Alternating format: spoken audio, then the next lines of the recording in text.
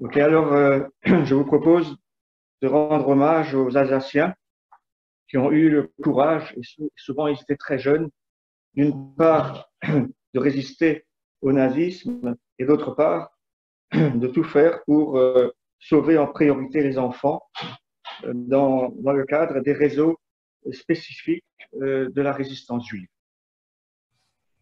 Alors, on peut passer à la diapo suivante. Alors, quand on parle de résistance juive, on pense bien sûr à des personnalités hors du commun comme René Cassin, Jules Mock, Pierre Mendès France, Raymond Aron, Pierre Dac, Raymond Aubrac et d'autres comme Léo Hamon, Daniel Mayer, Henri Boularcourt. On peut aussi évoquer Jean Kahn qui avait commencé la résistance au Maroc et bien d'autres. Ils permettent au réseau et mouvement de la résistance de s'affirmer et de se développer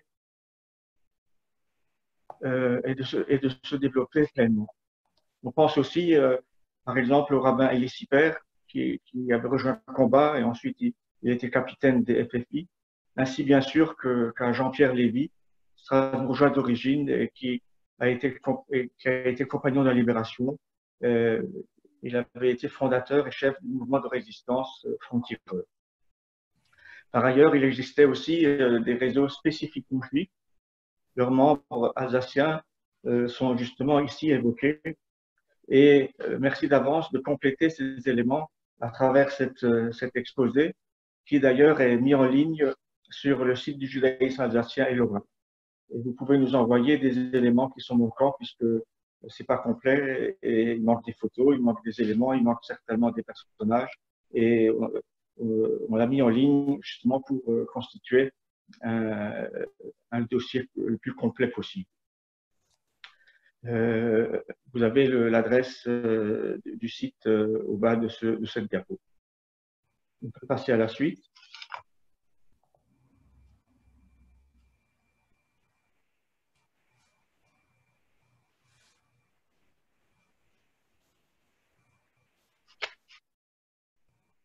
C'est bon? C'est bon, oui. Alors justement, euh, ce travail, je l'ai fait pour rendre hommage à la bravoure exemplaire d'un certain nombre de leurs membres, les réseaux de la résistance dans lesquels les Alsaciens ont œuvré sont évoqués. Il s'agit de l'armée juive, qui devient l'organisation juive de combat, le mouvement de jeunesse sioniste, l'OSE, l'œuvre de secours aux enfants, le réseau Georges Garel, la fameuse sixième des éclaireurs israélites de France, ainsi que le réseau des aumôniers. Que cette évocation soit aussi un hommage à Lou, Jacques Meyermock de Strasbourg, qui a été membre des EI depuis 1941 et qui en a gardé l'esprit jusqu'à la fin de sa vie. Il a été toujours prêt à rendre service, à aider et à réconforter son prochain. Et c'est lui qui m'a sensibilisé aux actions de tant de jeunes de cette époque-là.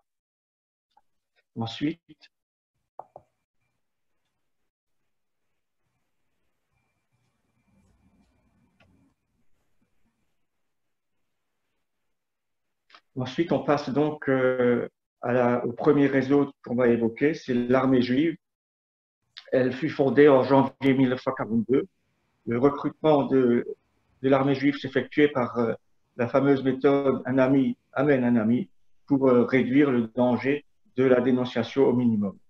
À la veille de la libération, cette armée juive fut reconnue officiellement et appelée Organisation juive de combat en tant qu'unité intégrée aux forces françaises de l'intérieur. Alors, on va voir les éléments alsaciens qui la composaient. La diapo suivante.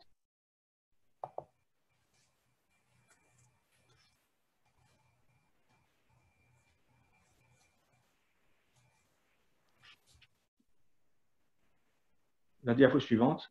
Voilà. C'est déjà passé, oui. Comment? C'est déjà Alors, passé. oui, c'est Je bien, je pense l'ai. que ça prend un peu de temps comme ça arrive chez toi. Je suis pas trop pressé. Alors, on voit que là, il y a Rodolphe Schur, qui était originaire de Strasbourg. Il était né en 1918 et fut un des premiers membres du réseau Il maquillait les cartes d'identité, cherchait des planques chez l'habitant. Il fut chargé du recrutement dans la région de Lyon et il participa au combat pour la libération de cette ville. Ensuite, il y a la figure célèbre de Jacques Lazarus. Il était né en 1916 en Suisse, dans une famille alsacienne, et il avait rejoint la résistance en janvier 1943, et plus précisément l'armée juive, qui deviendra justement l'organisation juive de combat. Il, il a donné des rudiments d'instruction militaire dans la région de Grenoble, puis a été chargé de l'inspection du maquis autonome de l'armée juive dans le Tarn. Il est alors appelé capitaine Jacquel. Il a été arrêté en août 1944 et est parvenu à s'échapper d'un train à la destination d'Auschwitz et il a été décoré de la médaille de la résistance avec Rosette. Il y a d'autres noms qu'on connaît moins, comme Raymond Lévy-Sequel, qui était né à Mulhouse et avait participé aussi à des actions du maquis dans le Tarn. Il avait notamment effectué de nombreux coups de main en 1944. Il a été arrêté et fusillé dans l'Aude et il sera ensuite déclaré mort pour la France. Il y avait aussi beaucoup de femmes parmi ces résistants juifs, notamment Sonia Lind, qui était née en 1925 à Strasbourg. Elle fut agent de liaison et aidait les groupes à traverser les Pyrénées pour rejoindre l'Espagne et les Alliés. Le Strasbourgeois Armand Lux était aussi un agent de liaison entre Limoges et Toulouse. Il était très actif dans le maquis du Tarn et il a été arrêté en juillet 1944, torturé, mais n'a pas parlé et sera libéré par la population le mois suivant. On peut passer à la suite.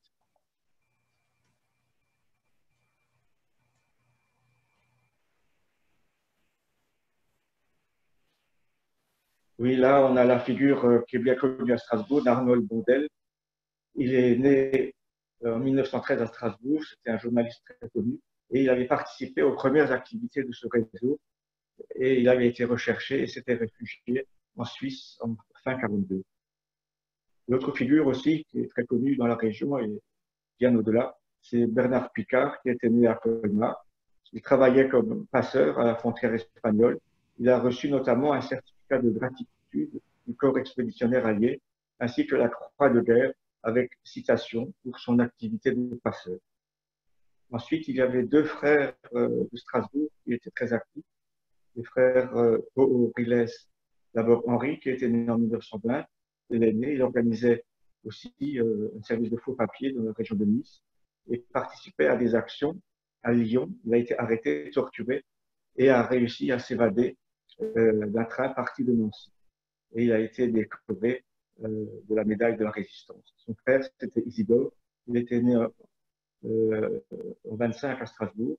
Il avait développé une propagande police et avait participé à la libération de Paris et du camp de Drancy sous les ordres de Rolleston. La diapo suivante.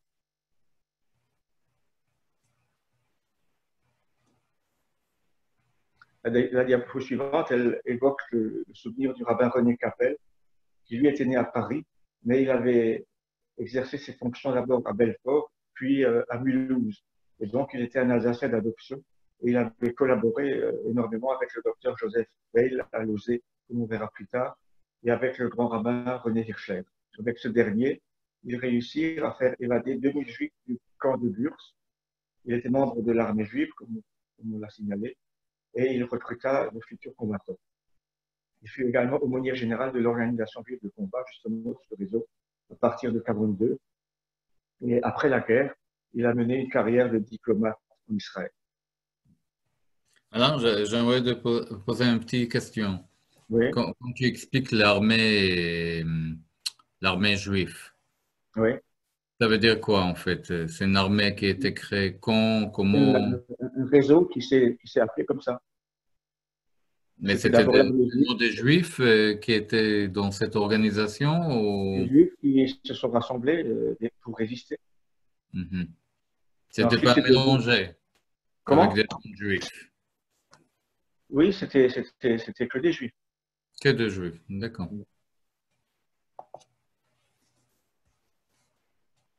Ensuite, on va passer à un autre réseau. qui lui s'appelait le mouvement de jeunesse sioniste. Ce mouvement, c'était une organisation clandestine et qui avait été créée à Montpellier. Il réunissait tous les jeunes sionistes de France, sans distinction d'appartenance politique ou idéologique, en insistant sur les éléments qui les rassemblaient: le foyer juif en Palestine, l'esprit pionnier et le travail productif. À Montpellier, les dirigeants du mouvement de la jeunesse sioniste décidèrent d'être présents sous toutes les formes de lutte contre les nazis et leurs collaborateurs, comme le sauvetage des juifs, jeunes et adultes, l'intensification de l'éducation sioniste, la participation à la résistance armée pour la libération de la France, et l'envoi de volontaires aux armées alliées. On va voir de qui il s'agissait dans la diapo suivante.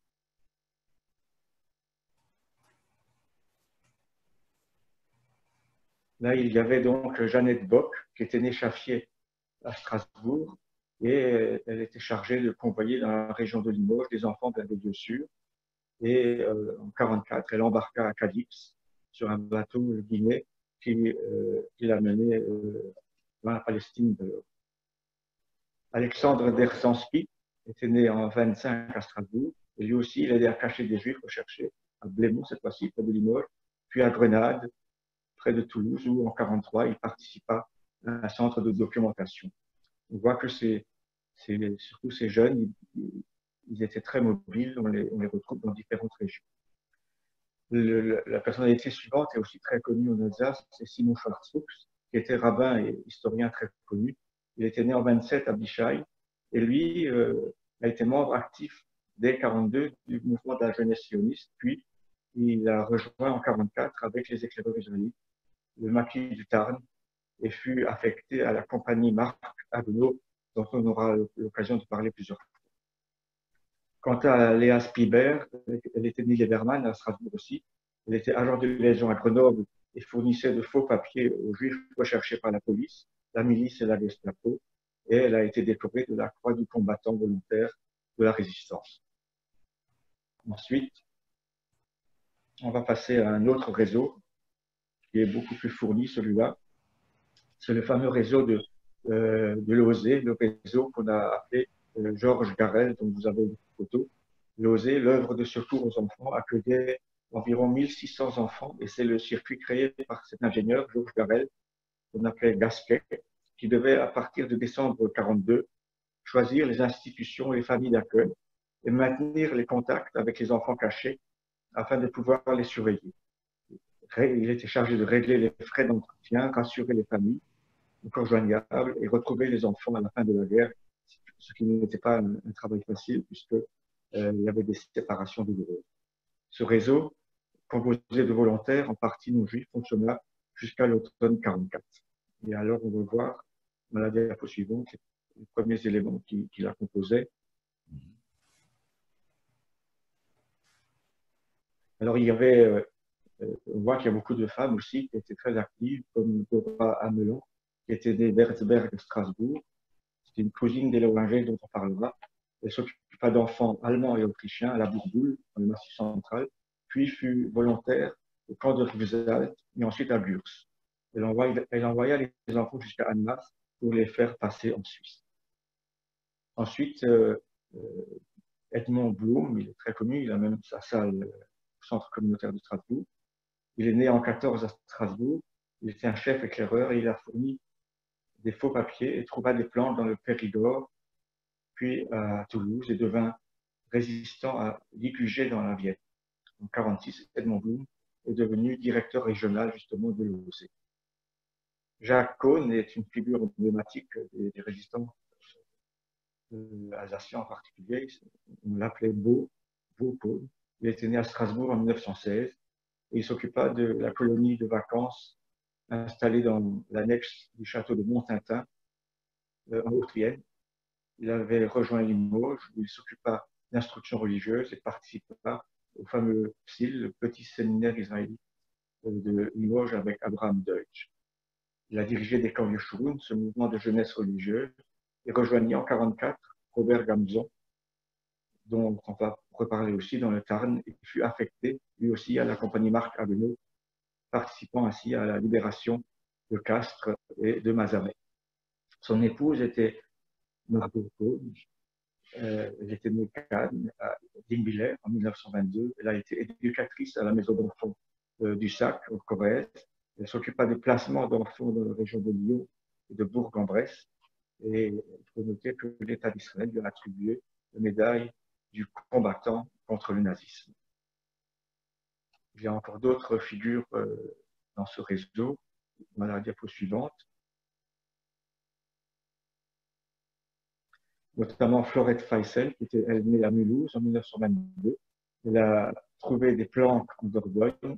Elle a été arrêtée à Brieux, puis déportée et assassinée à Auschwitz avec un enfant dont elle n'a pas voulu se séparer. Anne Goldscheider était née Wolf à Strasbourg. Elle distribuait des cartes d'alimentation et s'occupait de l'organisation de plusieurs convois pour l'OSE à destination des États-Unis dans l'année 1942. Et Émilie Good, qu'on appelait Hélène, c'était une non-juive qui était née en 1911 à Buste, dans le Bas-Rhin, infirmière réceptionniste au centre médico-social de Lausée à Marseille. Elle s'occupait de plaquage d'enfants et d'adultes arrêtés. Elle a été torturée, mais elle a survécu et a poursuivi ses activités jusqu'à la libération, puis a été reconnue juste parmi les nations par Yad Vashem. Le docteur Pierre Lanzenberg était né à Colmar en 1900. Il a travaillé dès 40 au Lausée, puis a été le gérant de la maison des médecins à Bron, près de Lyon, sous la tutelle du GIF. Il a été arrêté en 1943 à Beaune-la-Rolande, puis déporté à Drancy et finalement à Sobibor, d'où il n'est pas revenu. Il y a encore d'autres résistants dans ce réseau, notamment Lison Lehmann, qui était née Clément à Haguenau. Elle trouva des planques chez de nombreux fermiers. Elle fut chargée du suivi d'enfants à la maison d'enfants de Montintin, au sud de Limoges, puis responsable à la libération de la maison des enfants de déportés au château de Ferrières. Claude Lévy-Seckel, qui est né Lévy en 1924 à Strasbourg. Elle a été responsable du bureau GIF de Saint-Amand, dans le Cher, et cherchait des planques pour les régions de Périgueux, Limoges, Châteauroux. Et c'était une grande résistance qui n'hésitait pas à se déplacer énormément. Simone Lippmann, elle, est née Belle, on l'appelait Renette, à Ringendorf, dans le Bas-Rhin aussi, en 1920. Elle dénicha de nombreuses planques à Limoges et Châteauroux, puis fut directrice en 1945 de la maison justement de Montintin. Maintenant, on va parler de Georges Loinger, qui est très connu. Il était né à Strasbourg. Il s'était évadé en 1940. Il a organisé la dispersion des enfants de maison où ils avaient trouvé refuge. Il a organisé une filière de passage en Suisse qui permettait régulièrement à 12 ou 25 enfants de quitter Lyon 2 ou 3 fois par semaine pour Annemasse. Il utilisait les services de passeurs à Pointer et réussit ainsi à faire passer une centaine d'enfants, aidés notamment par Marcel Mongel, son cousin, le futur Mime Marceau. On peut passer à la suite.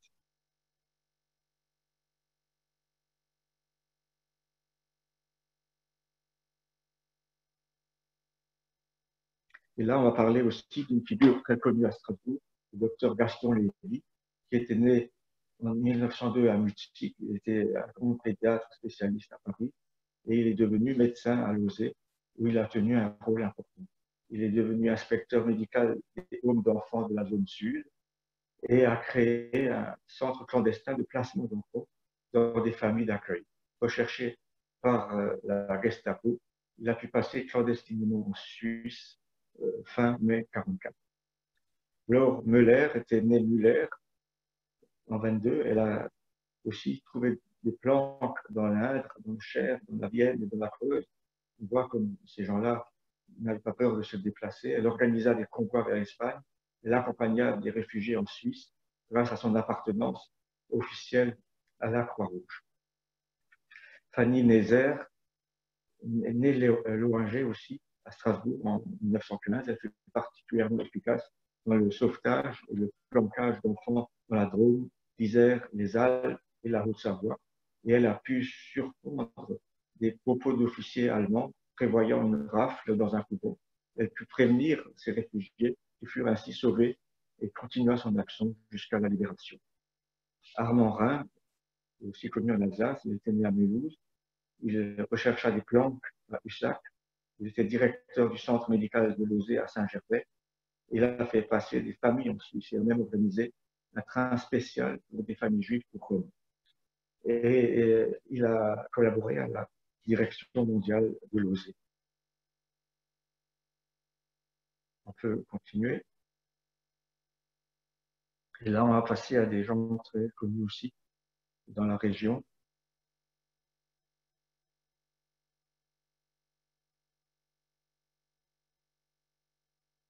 Notamment la première d'entre elles, qui était sur la première diapo que je vous ai montrée, André Salomon, née Sulzer, elle était née à Krusenheim en 1908. Elle a été fondatrice avec Robert Gamzan, qu'on retrouvera, qu'on appelait Castor, et Frédéric Hamel, Chameau, qu'on retrouvera aussi.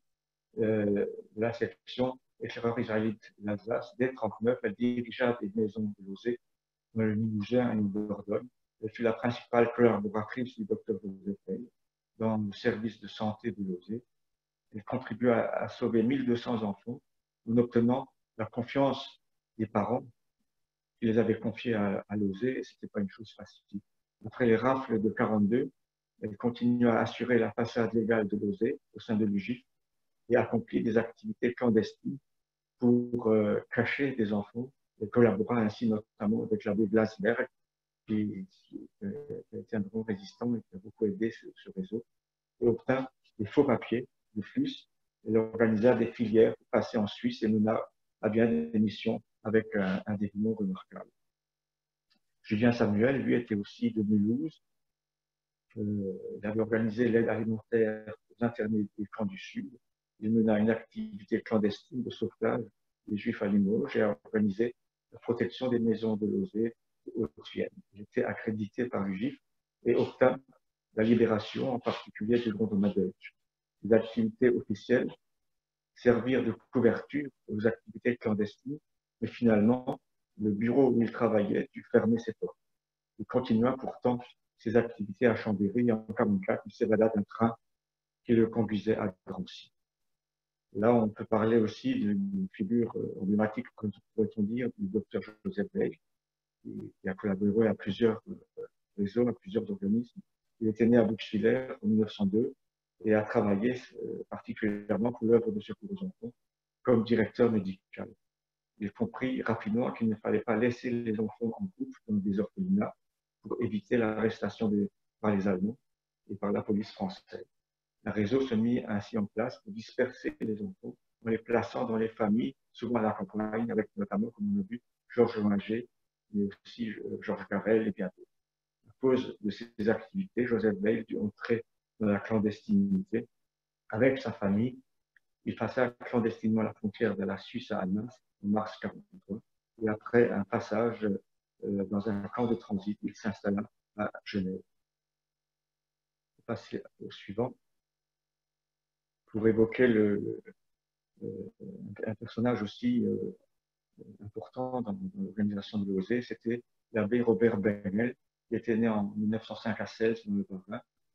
Il s'était dévoué à la cause des jeunes protégés de l'OSE, qu'il aidera à placer dans les fermes des alentours d'août 42 à 44 dans la région de Solignac. Il fera même meubler une maison vide pour cacher une famille juive. Il procurait aussi des faux papiers aux familles juives réfugiées. Et la médaille de juste parmi les nations lui a été attribuée à titre posthume en 2002 à Saverne. Voilà, ça c'était donc le réseau de l'OSE. On peut passer à un autre réseau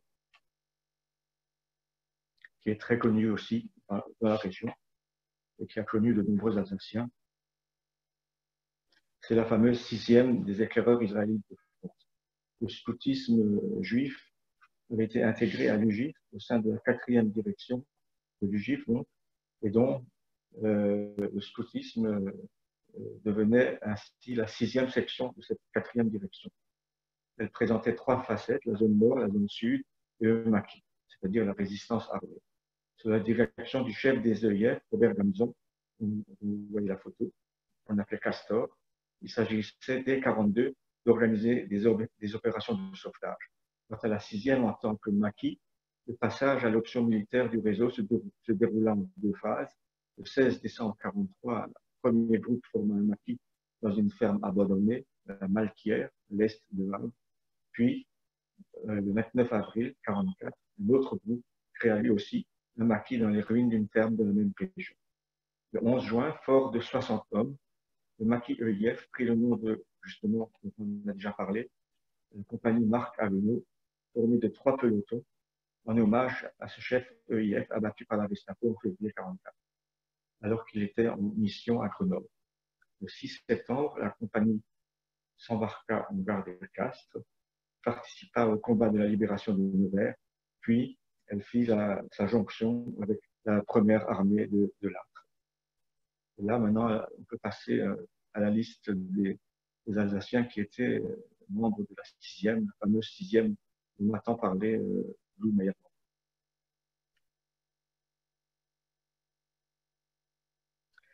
Alors, Jean-Paul Bader était aussi très connu de Strasbourg. Il était agent de liaison entre Limoges et Périgueux. Il avait rejoint en 1943 le maquis de Vabre et s'investit pleinement dans des actions de résistants et participa notamment à la libération lui aussi de Castres. Il rejoignit la première armée à Dijon, où il a été engagé volontaire pour la durée de la guerre. Elsa Baron, née Saferne, qu'on appelait Sancho, cherchait des planques dans la région d'Orléans, puis de Toulouse, et avait aussi rejoint le maquis de Vabre. Chaim Schwan, dit Charles Graf, était né de Toulouse. Il travaillait au groupe rural de Saint-Germain, une ferme où des jeunes EIF camouflés effectuaient des travaux agricoles. Il a été fusillé par la milice en 1944 à 18 ans, en même temps que le rabbin Aaron Roth. Nelly Doloff était née Veil de Mulhouse. Elle accueillait de nombreux résistants avec son mari Robert, et tous deux ont été déportés à Auschwitz, d'autres ils ne sont pas revenus. Théo Gilbert Dreyfus, dit Thomas Jussardo, était né à Strasbourg en 25 et s'occupait de planquage d'enfants dans la région de Périgueux, puis il avait rejoint le maquis des EIF et participé au combat pour la libération. Il a été décoré de la Croix de guerre 39-45. Jacqueline Dreyfus, elle, née Bale à Strasbourg, en 23, dite Jacqueline Mail, élève de la Croix-Rouge à Lyon. Elle participait à la fabrication de faux papiers et elle renouvelait des cartes d'alimentation pour les démunis. Elle planquait les enfants grâce justement à sa couverture de la Croix-Rouge jusqu'à la libération. On peut passer au suivant.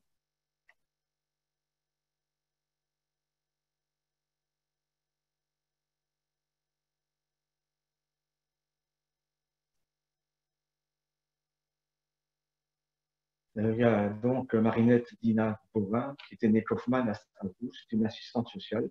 Elle s'occupait de planquage d'enfants et de faux papiers.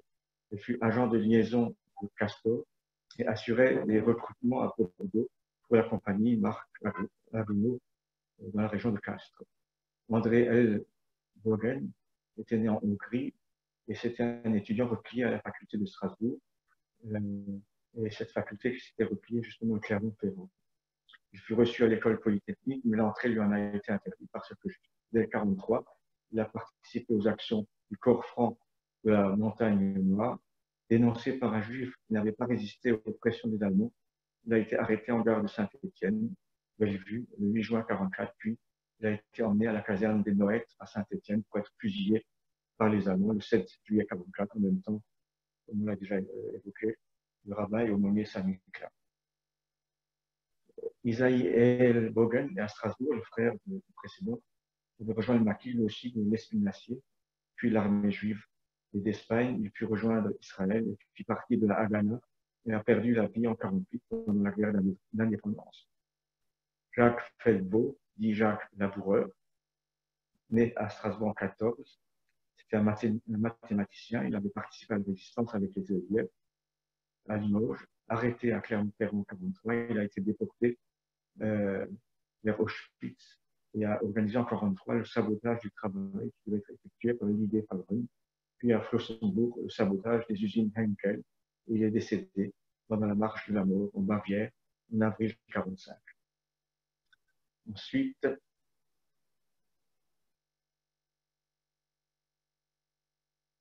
Ensuite, il faut bien sûr parler d'Adrien Gazburger, qui était né à Mulhouse en 1916. Il a créé en 1943 le maquis de Notière, avec notamment Roger Cahen et Jean Hirsch, nommé sous-lieutenant de la deuxième compagnie Marc Aveno dans le secteur de l'Ar. Il a été promu lieutenant au 12e régiment des dragons bien plus tard, et il a fait sauter un train de munitions allemand entre Castres et Madomé, et participa à la libération de Castres.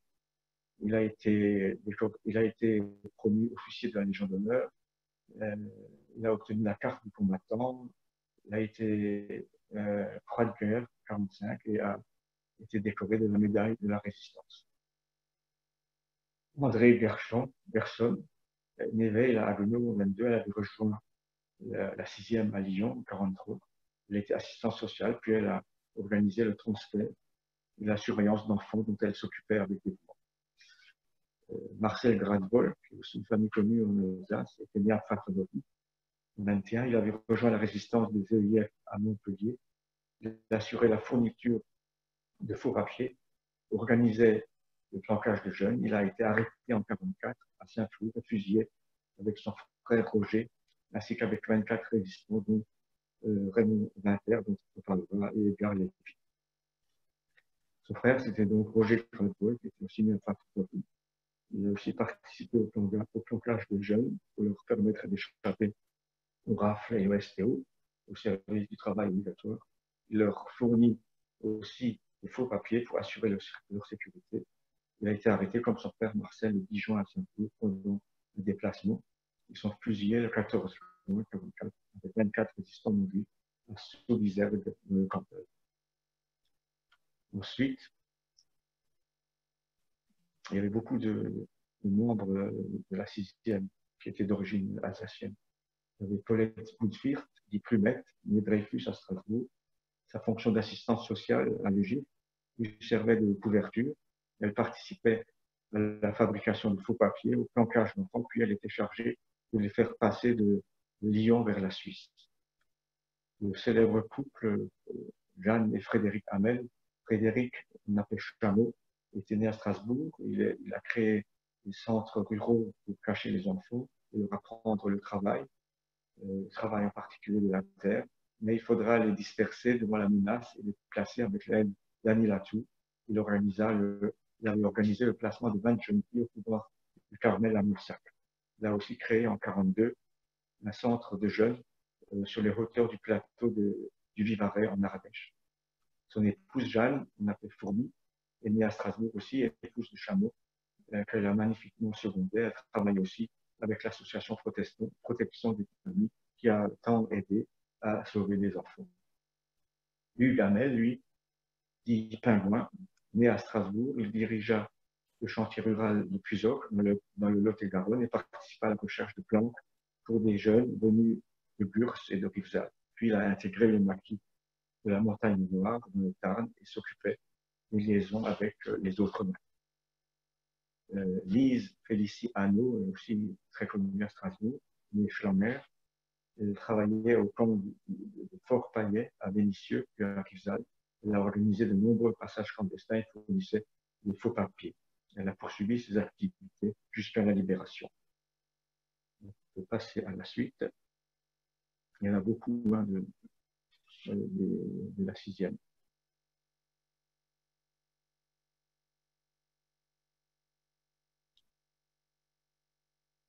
Et notamment Raymond Hayman, qui était le père du grand rabbin Claude Hayman, qui est maintenant d'Israël, lui on a un grand salut.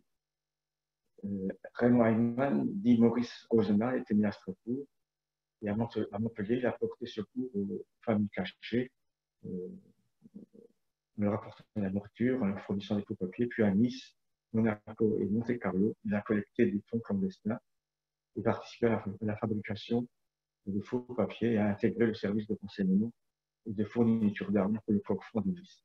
Il a été médaillé de la résistance. Berthe Hirsch, elle, née Veil, de Strasbourg, elle était assistante sociale, elle a appartenu au service de renseignement de l'armée volontaire en qualité d'agent de renseignement. Et en 1942, elle a rejoint Moissac, où elle était abritée de nombreux enfants. l'a aidé à les planquer, mais arrêtée en 1943 à Saint-Michel, elle n'est pas revenue d'Auschwitz. Pierre Kaufmann, aussi de Strasbourg, avait rejoint le chantier rural de Lautrec, en Tarn, et procurait lui aussi des faux-papiers, trouvait des plantes, organisait la surveillance des lieux. De plus, il entretenait des relations avec les pouvoirs publics, et grâce à lui, les arrestations pouvaient être évitées. Par la suite, il a assuré la liaison entre le maquis EIF et la résistance locale. Il rejoignit le maquis de Vabre, dans le Tarn, puis a intégré la compagnie Marc Agonneau, et il a été promu officier de la Légion d'honneur. Liliane Klein-Libert, dont on a appris récemment le décès, était née à Strasbourg en 1924. Elle était affectée en tant qu'assistante sociale à la région de Grenoble. Elle cherchait des planques pour les jeunes dont elle s'occupait et se procurait des faux papiers. Elle convoya des jeunes pour les faire passer en Suisse. Elle amena également des enfants de Rivesaltes à Moissac. Elle a été promue chevalier de la Légion d'honneur et a obtenu la carte de combattant volontaire de la résistance. Ensuite,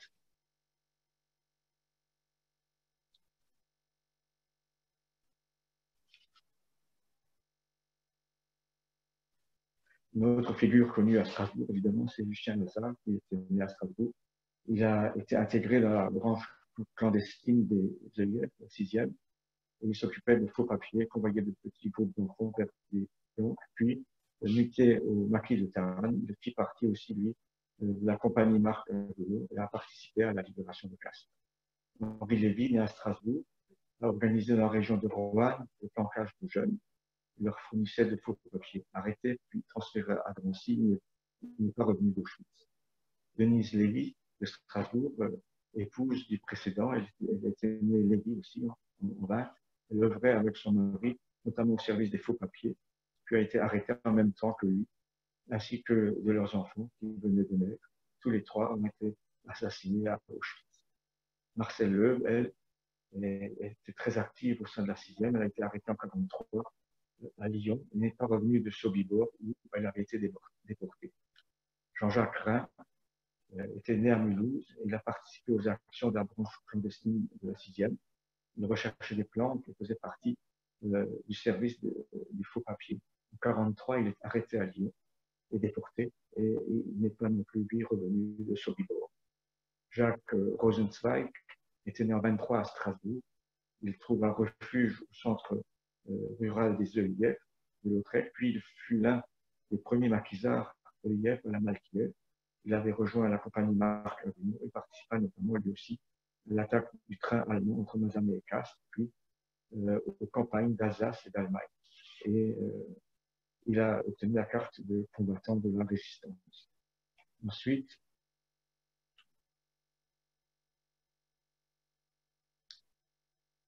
Daniel Samuel Gauthier, en décembre 1943, il s'était occupé de planquer des enfants pour leur permettre d'échapper aux arrestations et à la déportation. Et il a participé au classifiage des locaux du commissariat général de questions juives de Saint-Étienne. Puis, il a rejoint lui aussi le groupe mobile d'opération sous les ordres du lieutenant Thomas et a participé au combat de la libération de cette région. Jean Schwab était né à Gerstein en 1910 et a été instructeur agricole à la ferme de Saint-Germain en 1942, de 1942 à 1944. Puis arrêté par la milice française, il a été fusillé à Villemotier dans l'Ain le 19 mai 1944. Henri Val était né à Hinwiller et dès 1941, il était chargé de la coordination de tous les groupes de la 6e. Et jusqu'à la libération de la zone sud en 1944, il contribua sans cesse au sauvetage de nombreux enfants et adultes.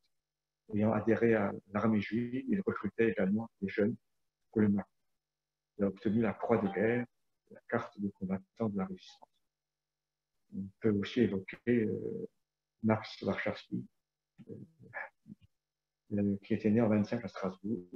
Il avait été replié à Limoges et avait rejoint en 1944 la compagnie Marc Agonneau au maquis des EIF, près de Castres, dans le Tarn, et a participé à l'attaque et à la prise du train allemand La Bruguière entre Mazamet et Castres. Puis son unité fut envoyée dans le Jura. On sait bien sûr que c'est lui qui est devenu convenant de Strasbourg et du Bas-Rhin. Ensuite,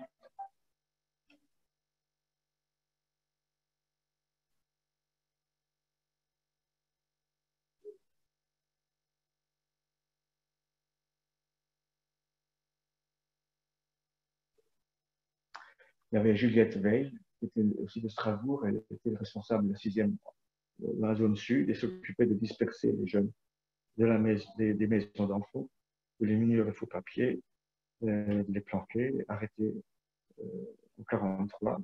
Elle a été déportée à Sobibor, où elle n'est pas revenue. Léandre Veil, lui, il était entré en 1944 dans la résistance arabe et a rejoint la 2e section de la compagnie Marc Haguenau.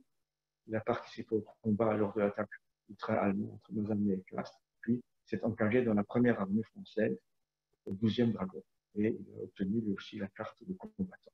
Simon Veil, qui était le frère du précédent, avait rejoint le Mackenbach en 1944 et a appartenu à la 2e section de la compagnie Marc Haguenau, puis à la première armée française. Il était âgé de 20 ans, mortellement blessé dans les Vosges par un éclat d'obus de mortier en octobre 1944.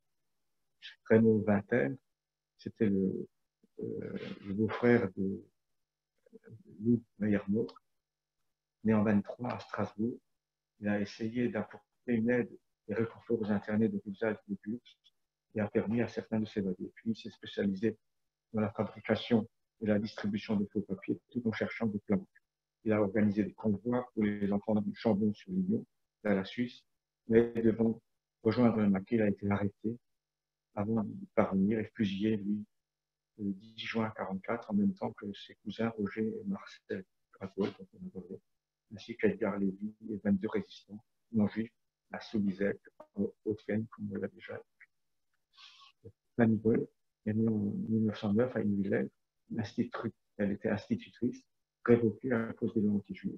Elle s'était engagée à l'aide sociale aux réfugiés d'Alsace-Lorraine, à Périgueux, et visitait régulièrement les familles juives planquées en Dordogne, apportant une aide matérielle et un réconfort moral. Il a été arrêté en 1944 et immédiatement déporté à Auschwitz, où elle n'est pas revenue. Voilà, ça c'était donc les résistants de la 6e, dont on a connaissance jusqu'à présent. Et on va aborder maintenant le dernier réseau où on a trouvé des résistants alsaciens, et c'est le réseau des aumôniers. Il s'agit des aumôniers proposés par le Grand rabbinat de France et officiellement habités par les autorités de Vichy à pénétrer dans les camps de la zone sud, notamment Noé, Gurs, Loré, Cébéliou, Werner, Ixalt, Saint-Cyprien. Et le grand rabbin René Hircher assuma la charge de l'aumônier général durant près de 2 années, de février 1942 à décembre 1943, date de son arrestation à Marseille, suivie peu après de sa déportation. Le rabbin Henri Philippe prit la relève en 1944 et les aumôniers avaient mis en place une chaîne de solidarité pour obtenir des colis alimentaires, des faux papiers d'identité et surtout des lieux de refuge pour les internés libérés ou évadés. C'était une nouvelle génération de rabbins et l'aumônerie a été, malgré de faibles moyens, un authentique et efficace bastion de la résistance. On va voir ceux qui la composaient. Il y avait d'abord le rabbin Élie Bloch, fils du rabbin Joseph Bloch. Il est né en 1909 à Dorvac-Ville. Après s'être réfugié à Poitiers, il a créé un réseau d'aide aux internés des camps de Poitiers et de Mons, pas du tout, grâce à l'entremise des services préfectoraux et du personnel de la gendarmerie chargé de la gestion et de la garde de ces camps. Il obtint également l'aide du comité de la rue Hamelot, qui est un autre réseau de résistance. Ainsi, 84 enfants libérés, classés dans des familles de la région. Il a finalement été arrêté avec son épouse Georgette et leur fille Myriam en février 1943 et ils ne sont pas revenus d'Auschwitz. Le rabbin Robert Brunswick, qui était né à Altkirch et avait débuté ses activités à Vichy dès qu'avant, où il organisa l'aide et la protection des Juifs en détresse. Il a abrité beaucoup de fidèles pour les soustraire à l'arrestation et à la déportation, et il a été arrêté en mai 1944 et assassiné à Auschwitz. Léopold, lui, était né à Hambourg. Il était très proche des œillets de Strasbourg et trouva refuge dès 1941 à la ferme école des œillets, dont il était instructeur national à Lautrec et devint aumônier itinérant avec le rabbin Saint-Miquelin en 1942, puis participa en 1944 à l'organisation de convois pour l'Espagne Il a été alors arrêté par la Gestapo, gare de Saint-Cyprien, et avala immédiatement la liste des partants pour l'Espagne. Transféré à Drancy, il continua à s'occuper de nombreux enfants et ne revint pas de l'enfer concentration. Ensuite, il faut évoquer évidemment le grand rabbin René Hirschler, qui était né à Marseille, le rabbin de Strasbourg en 1939. Il a été nommé à cette date responsable officiel de l'aumônerie israélite des camps de la zone sud, et il a organisé l'aide dans les camps ainsi qu'un réseau d'assistance sociale pour mettre en place une assistance matérielle, administrative, morale et religieuse. Malgré les difficultés, grâce à de nombreuses arrestations et rafles, malgré les difficultés et face à ces nombreuses arrestations et rafles, il restait à son poste, mais fut arrêté en décembre 1943 par le Gestapo, puis déporté en février 1944 vers Auschwitz, où il n'est pas revenu. On a déjà parlé du rabbin Sami Klein, qui était né en 1915 à Bâle-Combourg, officier de l'armée française. Il participa à Strasbourg à la création du mouvement des jeunes orthodoxes.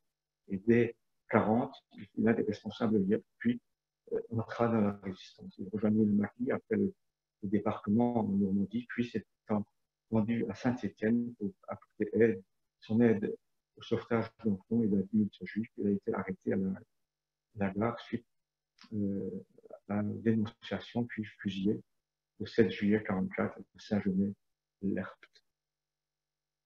Ensuite, Léon Nizan-Neuleburg, qui était de Strasbourg aussi, dit Léon Descamps.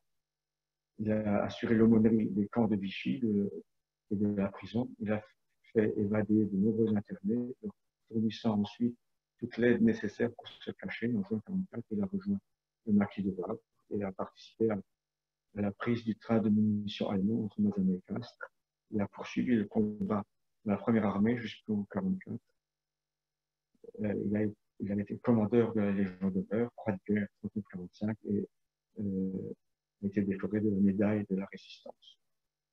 Le rabbin Aaron Wolf, né à Strasbourg en 18, il était devenu, après ses études rabbiniques, aumônier des cadres des éclaireurs en 1941, puis instructeur UIF à la ferme école de Lautrec en 1943. Il a dû s'installer à Lyon et continue à visiter les centres de jeunes juifs de la région, notamment la ferme école de Saint-Germain, où il a été arrêté par la milice française et fusillé le 19 mai 1944 à l'âge de 26 ans à Villemoutier-Nolan. Ensuite, on peut aussi évoquer, il avait un parcours un peu différent, le rabbin Sidney Fuchs, qui était rabbin de Minsenheim depuis 1936. Il fut d'abord aumônier militaire pendant la période de guerre. Il a été fait prisonnier en Bretagne en juillet 1940. Il est parti en captivité dans l'est du Reich et il revint en 1941. Rabbin à Agen, de 1941 à 1943, il assure les visites dans les camps de Crisal et Chasseneuil. Il vient en aide lui-même sur toutes les formes aux réfugiés, en leur procurant des rations alimentaires, des faux papiers, en organisant des filières d'immigration clandestine vers la Suisse et l'Espagne, ainsi que des évasions des camps, etc. On peut aussi évoquer la mémoire du grand rabbin Henri Chili, né en 1906 à Offenbourg. Sa famille avait rejoint Obernai en 1912 et devint membre des EIR. En 1939, il fut aumônier dans l'armée, puis rabbin de Montpellier jusqu'en 1943.